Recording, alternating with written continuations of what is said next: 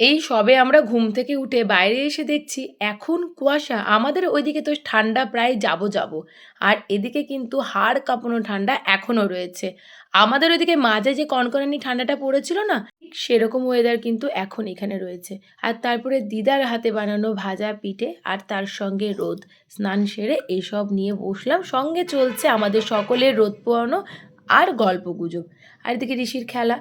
আর তারপরে লাঞ্চের টাইমে চলে গেলাম চালতার চাটনি, পনির আলুর তরকারি, পোস্তর তরকারি, সঙ্গে ছিল ডাল আর পাঁপড় ভাজা। এই দিয়ে লাঞ্চ সারার পরে ঋষি তার বড় মার সঙ্গে ঘুমু করলো।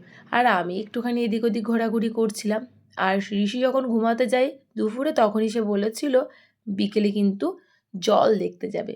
তাই বিকেলে আমি ঋষিকে নিয়ে চলে আসলাম ক্যানেলের পাড়ে ঘুরু করতে। বেশ সুন্দর একটা মনোরম পরিবেশ এখানে।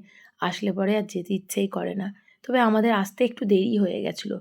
আরও আগে যদি আসতাম তাহলে বেশ ভালো হতো। আর এই বিশ্রামাগারটা নতুন তৈরি হয়েছে, তাই একটুখানি ঘোরাফেরা করে সোজা চলে গেলাম গঙ্গার ঘাটে, মানে ক্যানেল পাড়ে। সেখানে বেশ কিছুক্ষণ বসলাম, চারিদিকে অনেক ভিডিও ক্লিপ নিলাম আপনাদের সঙ্গে শেয়ার করার জন্য, সঙ্গে কিছু ছবিও তুললাম। আর তারপরে এদিকে এনার চলছিল চিপস খাওয়া আর পটর গল্প। আর এদিকে নৌকো একটা যাচ্ছে আর একটা আসছে। ছোটোবেলায় কত এই নৌকো দিয়ে এক নৌকো পার হয়ে যেতাম, আবার পরের নৌকোয় ফিরে আসতাম।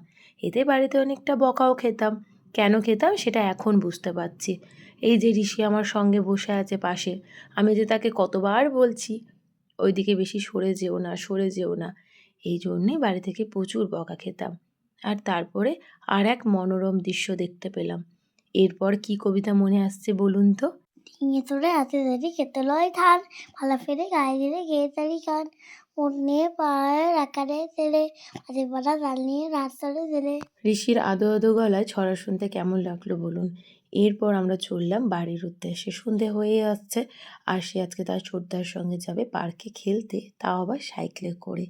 আর এরই সঙ্গে মিনি ব্লগটাকে এখানেই এন্ড করলাম।